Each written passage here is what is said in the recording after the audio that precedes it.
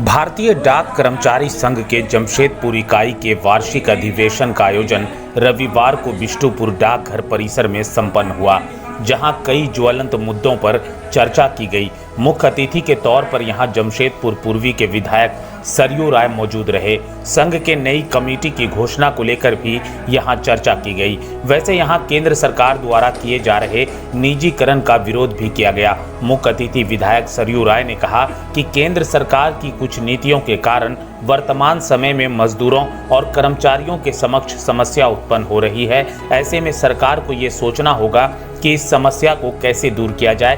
तकनीकों का उपयोग जनता के हित के लिए हो, न कि हम उसी के गुलाम बन जाएं। साथ ही उन्होंने कहा कि उद्योग घरानों के लाभ का अंश कर्मचारियों को बराबर मिले, ये सुनिश्चित किया जाना चाहिए।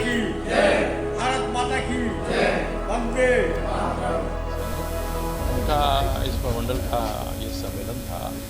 इस सम्मेलन में इन्होंने जो कठिनाइयाँ आ रही हैं मजदूरों के सामने भारत सरकार की नीतियों के कारण से उसको रखा है, और मजदूर संघ के जो कार्यकर्ता हैं वे किस रूप से इसका निदान करना चाहते हैं, इसके बारे में भी इन्होंने परिपत्र तैयार किया है। मिला जुलाकर मेरे जैसे लोगों का एक कहना है कि सरकार पूंजीपति अपना मुनाफा कमाएं, ज़रूर कमाएं, मगर उनके मुनाफे में राज्य का उस क्षेत्र की जनता की भी हिस्सेदारी होनी चाहिए। अपना मुनाफा किस तरह से समाज में बांटते हैं और समाज भी आर्थिक दृष्टि से कमज़ोर नहीं रहता है, तभी इनके मुनाफे की सार्थकता है। और देश में इस दिशा में अभी बहुत काम होना बाकी है। विज्ञान और तकनीकी का विकास जिस तरह से हो रहा है वह आम आदमी के हित में कैसे हो। जो तकनीकी है वो हमको गुलाम नहीं बना ले, बल्कि हमारे सेवक के रूप में काम करे। इस तरह की नीतियाँ बनेंगी तो जो चिंता आज मजदूर संघ, भारतीय डाक कर्मचारी संघ के लोगों के सामने दिखाई पड़ रही है, भारत की सरकार उनका समाधान कर सकेगी। और हम उम्मीद करते हैं कि जिस रास्ते को दिखाया है भारतीय मजदूर संघ ने कि देश के हित में करेंगे काम, मगर काम का लेंगे पूरा दाम।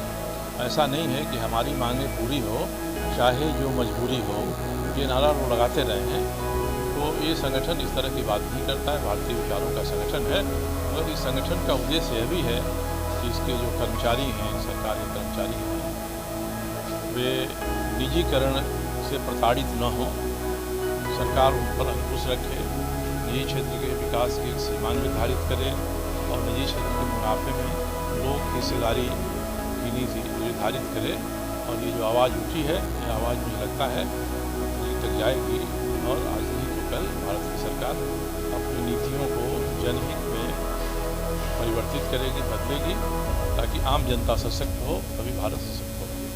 आज हमारा द्विवार्षिक अधिवेशन था।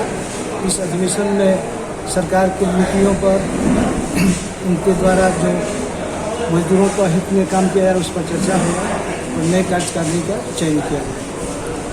कौन बने कमेटी में? अभी कमेटी नहीं बना है, कमेटी का गठन नहीं होगा, इसकी सूचना आप लोगों को दी जाएगी। कितना आप ये देख रहे हैं, आप जो केंद्र सरकार से जो आपको मांग करे, कहीं ना कहीं आपको कोशिश हो रहा है इसको हम लोग इस पर नीति तय करेंगे कि हमने हम उनका क्या कार्य करेंगे। झारखंड टाइम्स के साथ जुड़ने के लिए हमारे Facebook page Jharkhand times .live को लाइक करें। साथ ही साथ हमारे ऐप झारखंड टाइम्स को गूगल प्ले स्टोर से इंस्टॉल करना बिल्कुल न भूलें।